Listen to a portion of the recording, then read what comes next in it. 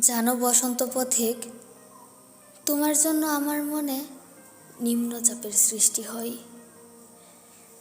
কতদিন হয়েছে বলো তো, দুজনের একসঙ্গে মুঠো ভরে হলুদ হৃদয় কাঠ গোলাপ কুড়ানো হয় না। জানো বসন্ত পথিক, বরাবর ভিড় এড়িয়ে চলা আমি আজ ভিড়ের মাঝে তোমাকে খুঁজি। শামুকের মতো নিজেকে গুটিয়ে রাখা আমি আজ খোলা বইয়ের মতো নিজেকে মেলে ধরেছি তোমার সামনে।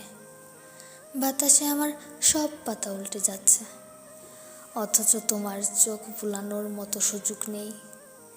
ভীষণ অদ্ভুতভাবে ঘর কোনো সেই আমি আজ তোমার ভিড়ের শহরে ভাবলেশহীনভাবে পথ চলছি।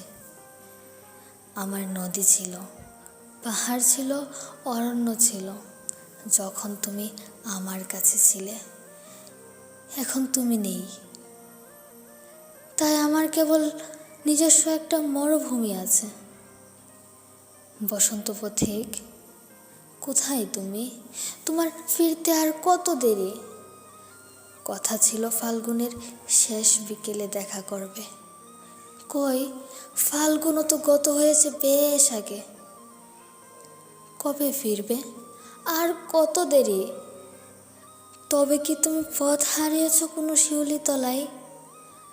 আমি যে আঁচল ভর্তি পলাশ কুড়িয়ে বসে আছি তোমার অপেক্ষায়।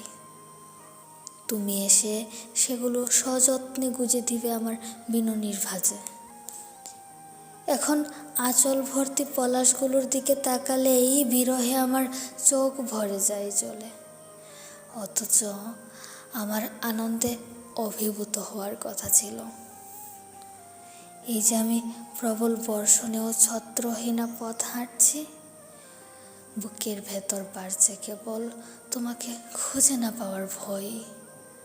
ক্লান্ত আমি, ব্যস্ত আজও তোমায় ভেবে রোজ।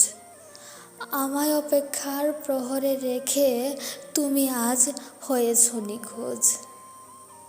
লেখা এবং কণ্ঠে তৃষা দাস। ধন্যবাদ সবাইকে।